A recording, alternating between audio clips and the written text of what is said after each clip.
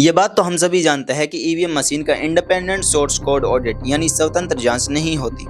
Independent जांच शायद इसलिए भी नहीं होती क्योंकि पास्ट में एक बार ईवीएम की कई कमी सामने आ चुकी है और यह घटना ऑपरेशन हैदराबाद के नाम से जानी जाती है। ये बात है 2010 की, जब हैदराबाद के एक टेक कंपनी के मैनेजिंग डायरेक्टर हरिप्रसाद ने अमेरिका के मिशिगन यूनिवर्सिटी के कंप्यूटर साइंस प्रोफेसर एलेक्स हेल्डरमैन, जो उस समय के दुनिया के टॉप ईवीएम एक्सपर्ट माने जाते थे, और नीदरलैंड के फेमस हैकर और एक्टिविस्ट रॉब गंगरिप, जिन्होंने नीदरलैंड की मशीन को हैक करके दिखाया था, इन तीनों ने मिलकर यह काम किया था।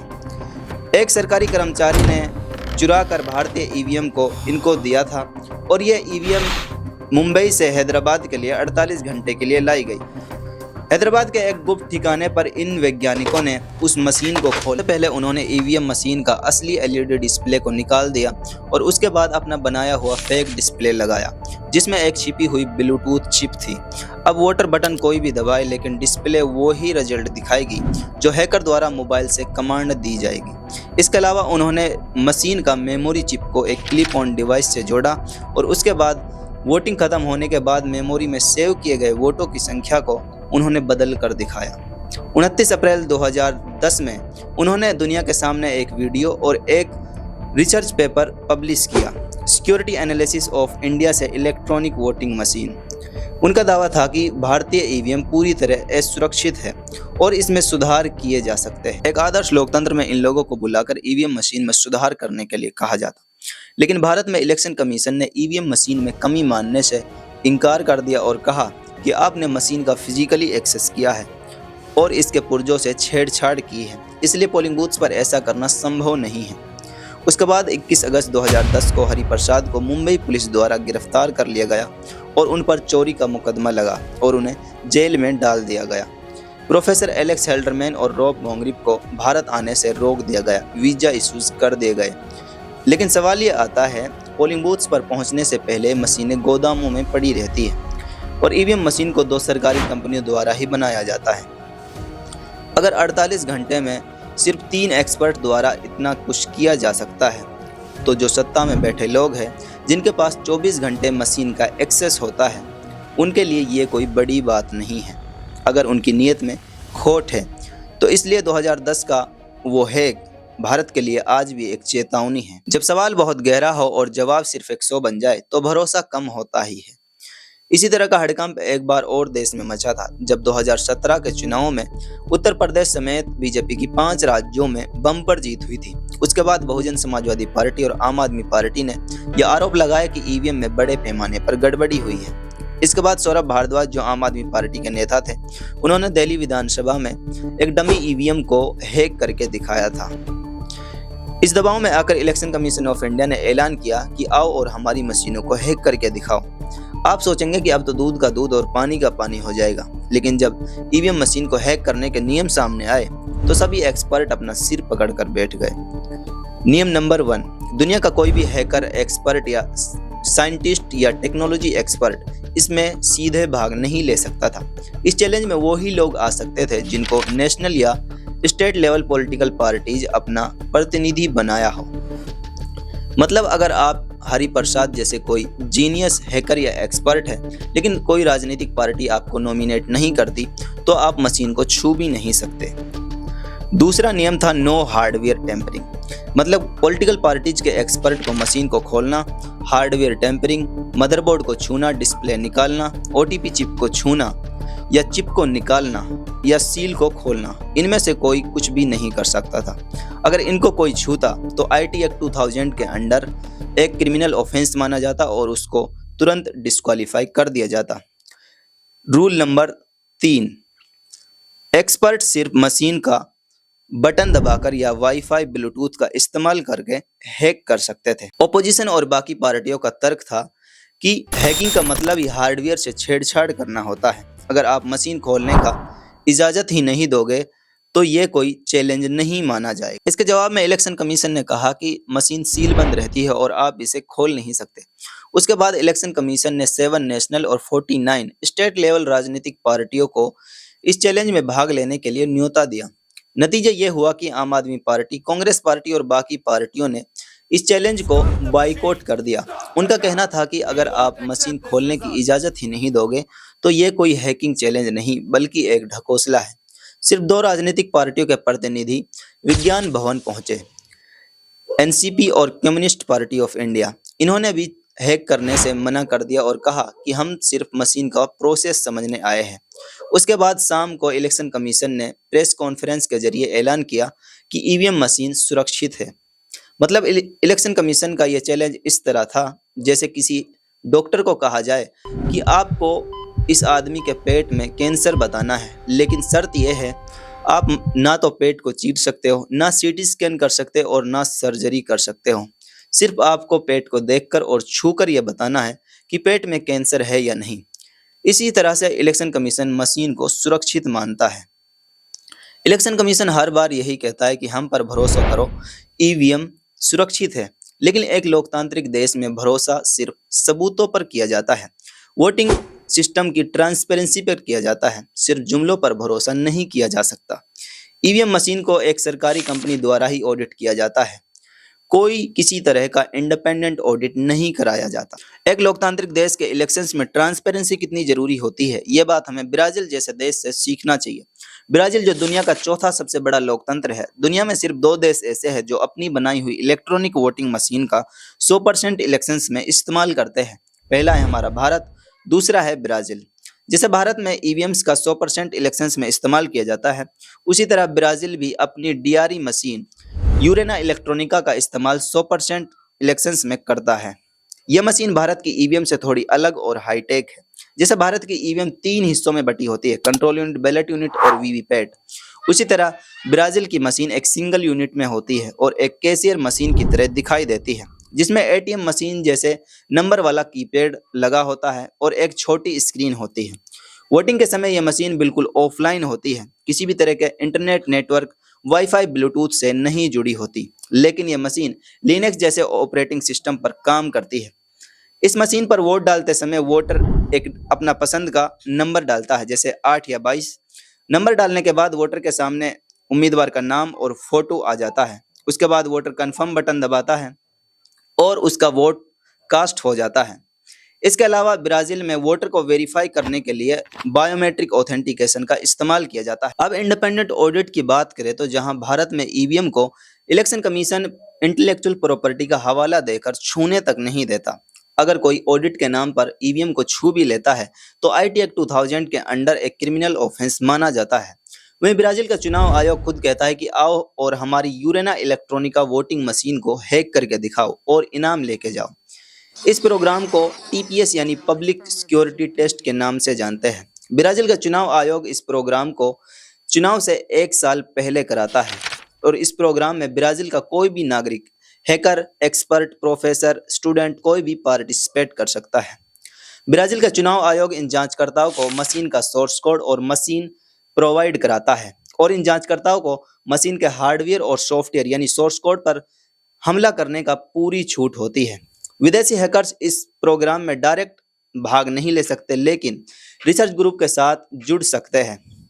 और इस प्रोग्राम को ब्राजील की इस मशीन को 2 बार हैक किया जा चुका है, एक बार 2012 में और एक बार 2017 में। 2012 में उस समय यूनिवर्सिटी ऑफ ब्राजीलिया के कंप्यूटर साइंस के प्रोफेसर डियागो अराहना अपनी स्टूडेंट टीम के साथ मिलकर उन्होंने मशीन के सॉफ्टवेयर पर हमला किया और उन्होंने इंक्रिप्शन की को ढूंढ निकाला। उस चाबी का इस्तेमाल करके उन्होंने ये पता लगा लिया कि किसने किसको वोट दिया है, यानी स्क्रैची ऑफ वोट को खत्म कर दिया। इसी तरह 2017 में प्रोफेसर डियागो अपनी टीम के साथ दोबारा आए और उन्होंने मशीन के सॉफ्टवेयर में नई कमियां निकाली और दिखाया कि मशीन के सॉफ्टवेयर लाइब्रेरी को बदला जा सकता है और पाइथन स्क्रिप्ट को इंजेक्ट किया जा सकता है। उसके बाद ब्राजील के चुनाव आयोग ने मशीन में सुधार किए और प्रोफेसर को इनाम दिया गया। ब्राजील की ये यूरेना इलेक्ट्रॉनिका वोटिंग मशीन वोटिंग के समय बिल्कुल ऑफलाइन होती है, लेकिन एक्सपर्ट ने फिर भी इस मशीन को 2 बार हैक किया है, जबकि भारत का चुनाव आयोग इंडियन ईवीएम को अनहैकेबल बताता है। ब्राजील का पब्लिक सिक्योरिटी टेस्ट प्रोग्राम हमें बताता है कि लोकतंत्र में ट्रांसपेरेंसी कितनी जरूरी है। ब्राजील का चुनाव आयोग हमें दिखाता है कि डरता वही है जो कुछ छिपा रहा हो, जबकि भारत का चुनाव आयोग इंडियन ईवीएम को आरटीआई तक से भी बचाता है। सवाल यहाँ मशीन का नहीं है, सवाल यहाँ साफ नीयत का है, गुड इंटेंशंस का है। और साफ नीयत तभी हो सकती है जब देश के आम लोग आज के वोटिंग सिस्टम के बारे में जागरूक हो। इसलिए आपका फर्ज बनता है कि इस वीडियो को देश के हर एक नागरिक तक शेयर कीजिए ताकि देश का हर एक नागरिक जागरूक हो सके और अपने सवालों को उठा सके, अपने हक के लिए सवाल उठा सके। टेक्नोलॉजी का जनक अमेरिका एक बात कहता है, technology is good for counting but paper ballot is necessary for verifying. America ने भी भारत की तरह 2000 के दशक में टच स्क्रीन वोटिंग मशीन का इस्तेमाल करना शुरू किया था। दुनिया में जितनी भी वोटिंग मशीन है उनको DRE यानी डायरेक्ट रिकॉर्डिंग इलेक्ट्रॉनिक के नाम से जाना जाता है।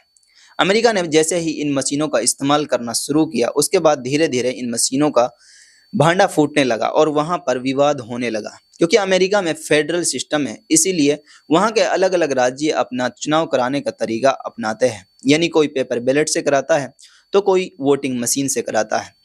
कहानी शुरू होती है जब 2005 में हैरी हेरस्टी नाम के एक फिनिश हैकर ने उस समय की सबसे बड़ी वोटिंग मशीन डाइबोल्ड एक्वोट को सिर्फ मेमोरी कार्ड में छेड़छाड़ करके उसने मशीन में वोट बदल के दिखाए थे। उसके बाद 2006 में प्रोफेसर एलेक्स हेल्डरमैन, जी हाँ, जिसने हरि प्रसाद जी का साथ दिया था, उसने अपनी टीम के साथ मिलकर डाइबोल्ड एक्वोट TS वोटिंग मशीन में एक वायरस डाला और उन्होंने एक वीडियो जारी किया जिसमें दिखाया गया कि कैसे वायरस एक मशीन से दूसरी मशीन में मेमोरी कार्ड के जरिए फैल गया और बिना किसी निशान के वोटों को बदल दिया। इस हैक को द प्रिंसटन हैक के नाम से जाना गया। इसके बाद एक और मशीन AVS विनवोट को 2015 में वाईफाई के जरिए हैक करके दिखाया था और इसे द विनवोट डिजास्टर के नाम से जाना गया। इसके अलावा अमेरिका के लॉस वेगस में दुनिया का सबसे बड़ा हैकिंग प्रोग्राम कराया जाता है जिसे डेफकॉन हैकिंग प्रोग्राम के नाम से जानते हैं। इस प्रोग्राम में दुनिया का कोई भी इंसान पार्टिसिपेट कर सकता है, हैकर, एक्सपर्ट, प्रोफेसर, बच्चा या बूढ़ा। ये प्रोग्राम हर साल अमेरिका के लॉस वेगस में कराया जाता है और USA की लगभग हर बड़ी मशीन यहाँ पर हैक हो चुकी है। एक बार तो डेफकॉन के हैकर्स ने सेक्वा वोटिंग मशीन को हैक किया और उसका सॉफ्टवेयर उड़ा दिया। उसके बाद मशीन पर एक फेमस वीडियो गेम चलाकर दिखाया। इसके बाद 2017 से डेफकॉन हैकिंग प्रोग्राम में एक special room voting machine hacking village के नाम से बनाया गया। इस रूम में दुनिया भर की वोटिंग मशीनें लाई जाती है और हैकर्स उन मशीनों में खामियां ढूंढते हैं ताकि मशीन को और से बनाया जा सके। डेफकॉन हैकिंग विलेज की रिपोर्ट के अनुसार अगर किसी हैकर या एक्सपर्ट को मशीन का फिजिकली एक्सेस मिल जाए तो कोई भी मशीन सुरक्षित नहीं होती। डेफकॉन के आयोजकों का कहना है कि we hack them to save democracy not to destroy it. यह जानना भी जरूरी है कि डेफकॉन हैकिंग प्रोग्राम में जो अमेरिका की मशीनें हैक हुई थी उनमें से ज्यादातर मशीनें लिनक्स या विंडो जैसे ऑपरेटिंग सिस्टम पर काम करती थी और कुछ वाईफाई ब्लूटूथ से भी कनेक्ट होती थी, जबकि भारतीय EVM में ऑपरेटिंग सिस्टम नहीं होता। यूनाइटेड स्टेट ऑफ अमेरिका ने वोटिंग मशीनों का इस्तेमाल किया, वे फेल हुए और उन्होंने अपनी गलती मानी भी। आज के समय की अगर बात करें तो अमेरिका में 95% से अधिक वोट पेपर बैलेट से डाली जाती है। अब सवाल ये आता है, अगर टेक्नोलॉजी का धुरंधर अमेरिका वोटिंग मशीन पर भरोसा नहीं कर रहा तो हम किस गुमान में जी रहे हैं। आपने जर्मनी का नाम तो सुना होगा। जर्मनी जो BMW, मर्सिडीज और दुनिया की बेस्ट इंजीनियरिंग का घर माना जाता है, जिस देश के खून में टेक्नोलॉजी बहती है, उस देश ने 2009 में नेडेप वोटिंग मशीन को अनकॉन्स्टिट्यूशनल डिक्लेयर किया था। लेकिन इसके पीछे रीजन क्या था? ये कहानी शुरू होती है 2005 में जब एक पिता अपने छोटे बेटे के साथ वोट डालने जाता है। वोट डालने के बाद छोटा बेटा मासूमियत से पूछता है कि अब पिताजी आपने वोट तो डाला है लेकिन मुझे दिखाई नहीं दिया कि आपका वोट कहाँ गया। उसके बाद ये सवाल उसे बहुत परेशान करता है। उल्रिक विस्नर जो एक खुद भौतिकी वैज्ञानिक थे, उसने सोचा अगर मैं एक साइंटिस्ट होने के बावजूद इस वोटिंग सिस्टम को नहीं समझ पा रहा तो मेरी देश की जनता और देश इस पर कैसे भरोसा कर रहा है। विस्नर ने जर्मनी के एक famous hacker group chaos computer club से संपर्क किया और उन्होंने मशीन को पब्लिक के सामने हैक करके दिखाया। उसके बाद विस्नर ने सरकार के खिलाफ फेडरल कॉन्स्टिट्यूशनल कोर्ट में केस दायर किया। सरकार ने कोर्ट के सामने मशीन को एक्यूरेट बताया। विस्नर ने कहा लोकतंत्र में सबूत और ट्रांसपेरेंसी जरूरी है। उसके बाद जर्मनी के कोर्ट ने फैसला सुनाते हुए कहा कि वोटिंग सिस्टम इतना ट्रांसपेरेंट होना चाहिए कि बिना किसी तकनीकी ज्ञान के कोई भी नागरिक ये जांच सके कि उसका वोट कैसे गिना गया है। कोर्ट ने यह भी इशारा किया कि अगर मशीन में कोई पर्ची प्रिंट होकर मशीन के अंदर ही गिर रही है और वोटर उसे खुद हाथ में लेकर वेरीफाई नहीं कर रहा, तो ये भी काफी नहीं है। उसके बाद जर्मनी की कोर्ट ने नेडेप वोटिंग मशीन को अनकॉन्स्टिट्यूशनल डिक्लेयर कर दिया और वापस पेपर बैलेट पर आ गए। आज के समय की अगर बात करें तो जर्मनी में 100% इलेक्शन पेपर बैलेट के द्वारा कराया जाता है। दूसरा देश है नीदरलैंड। ये कोई मामूली देश नहीं है। दुनिया की सबसे मशहूर कंपनी नेडेप यहीं पैदा हुई थी। भारत की शुरुआती मशीनों की टेक्नोलॉजी भी इन्हीं से प्रेरित थी। 2006 तक वहां की 90% जनता इन मशीनों से खुशी खुशी वोट डाल रही थी। लेकिन फिर एक आदमी खड़ा हुआ, रोब गोंगरिप, जो एक हैकर और एक्टिविस्ट थे। हरिप्रसाद वाले केस में भी आपने ये नाम जरूर सुना होगा। उन्होंने एक नारा दिया, विच वेट्रोविन स्टेम कंप्यूटर्स नीड, यानी we don't trust to voting computers. सरकार ने कहा कि यह दुनिया की बेस्ट वोटिंग मशीन है। लेकिन अक्टूबर 2006 में एक टीवी चैनल पर नेडेप वोटिंग मशीन को लाइव लाया गया और एंकर से कहा गया कि आप इस पर वो अपना वोट कास्ट कीजिए। उसके बाद हैकर्स टीवी चैनल से लगभग 25 मीटर की दूरी पर एक वैन में बैठ गए। जैसे ही एंकर ने वोटिंग मशीन में अपना वोट कास्ट किया तो हैकर्स ने तुरंत बता दिया कि वोट किसको गया है। ना कोई तार, ना कोई वाईफाई, ना ब्लूटूथ, किसी भी तरह का नेटवर्क नहीं था, किसी भी तरह का कनेक्शन नहीं था। सिर्फ रेडियो वेव्स से ये पता लगा लिया कि किसको वोट गया है। उसके बाद पूरा देश सन्न रह गया और जिस देश ने नेडेप वोटिंग मशीन का आविष्कार किया था उसी देश ने 2007 में मशीन को बैन कर दिया और वापस पेपर बैलेट पर आ गए। आज भी वहां पर पेपर बैलेट से चुनाव कराया जाता है। इसी तरह आयरलैंड ने भी नीदरलैंड से 54 मिलियन यूरो, लगभग 450 करोड़ रुपए का वोटिंग मशीन, नेडेप वोटिंग मशीन को खरीदा था। लेकिन जनता और विपक्ष के भारी विरोध के कारण वहां की सरकार ने मशीनों को कबाड़ में फेंक दिया, कबाड़ के भाव बेच दिया। अब वोटिंग मशीन का एक्सपेरिमेंट करने वाले देशों की बात कर लेते हैं। पहला है फिनलैंड। 2008 के म्युनिसिपल इलेक्शंस में देश के 3 शहरों में ई वोटिंग का ट्रायल किया गया। इलेक्शन में गड़बड़ी के कारण फिनलैंड की सुप्रीम कोर्ट ने चुनाव रद्द कर दिए और 2010 में प्रोजेक्ट बंद कर दिया। दूसरा देश है नॉर्वे। 2011 से 2013 में देश के कई हिस्सों में ई वोटिंग ट्रायल किया गया, लेकिन जून 2014 में सरकार ने कहा वोटर्स का भरोसा मशीन से ज्यादा जरूरी है और प्रोजेक्ट बंद कर दिया।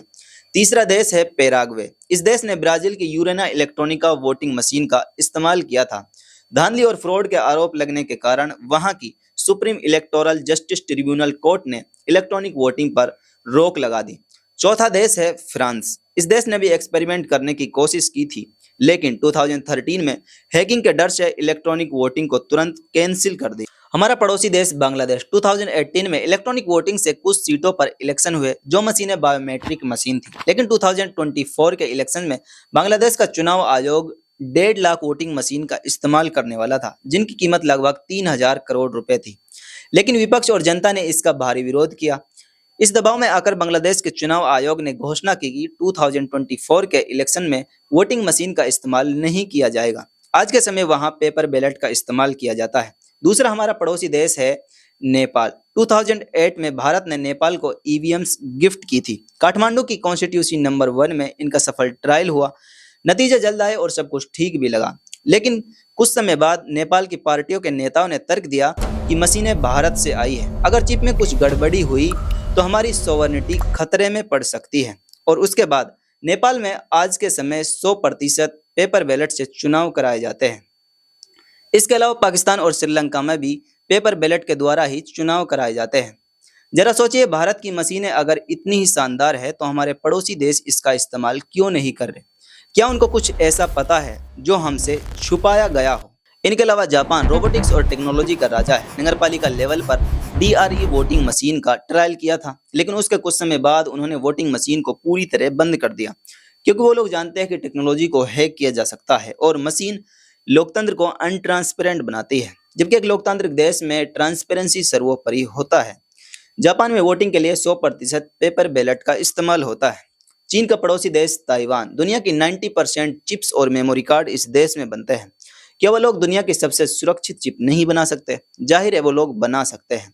लेकिन वो लोग जानते हैं कि टेक्नोलॉजी को हैक करने के कितने चोर दरवाजे होते हैं। ताइवान के लोग वोटिंग के लिए पेपर बैलेट का इस्तेमाल करते हैं।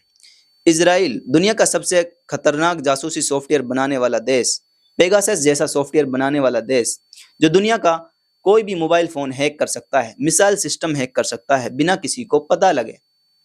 जो देश दुनिया के सबसे खतरनाक हैकिंग टूल्स बनाते हैं, उन्हें पता है कि कोई भी डिजिटल सिस्टम अनहैकेबल नहीं होता। इसराइल के लोग वोटिंग के लिए कागज और लिफाफे का इस्तेमाल करता है। कनाडा दुनिया के G7 देशों में आने वाला देश, वोटिंग के लिए पेपर बैलेट का इस्तेमाल करता है। यूके यूनाइटेड किंगडम यानी इंग्लैंड दुनिया के 50 से अधिक देशों पर राज करने वाला यह देश आज के समय भी पेपर बैलेट का इस्तेमाल करता है। इंडोनेशिया दुनिया का तीसरा सबसे बड़ा लोकतांत्रिक देश है। 17,000 द्वीपों पर फैला हुआ यह देश, 6,000 द्वीपों पर लोग रहते हैं। आज के टेक्नोलॉजी के इस युग में वहां पर पेपर बैलेट का इस्तेमाल किया जाता है। 100% चुनाव पेपर बैलेट के द्वारा ही कराया जाता है। इन सब देशों के अलावा और भी कई सारे देश हैं जो इलेक्शंस में पेपर बैलेट का इस्तेमाल करते हैं। इतने सारे देशों का एग्जाम्पल देखने के बाद आप समझ सकते हैं कि एक लोकतांत्रिक देश के इलेक्शंस में आज के टेक्नोलॉजी के इस युग में इन देशों ने वोटिंग मशीन को नकार कर पेपर बैलेट को सर्वोपरि माना है। इससे साफ होता है कि लोग इलेक्शंस में वोटिंग मशीन से ज्यादा पेपर बैलेट पर भरोसा करते हैं। अब इसका मतलब यह भी नहीं है कि वो पेपर बैलेट के द्वारा ही 100% चुनाव कराना चाहिए। इसके कई सारे सॉल्यूशंस हैं और उनके बारे में हम आगे विस्तार से बात करेंगे।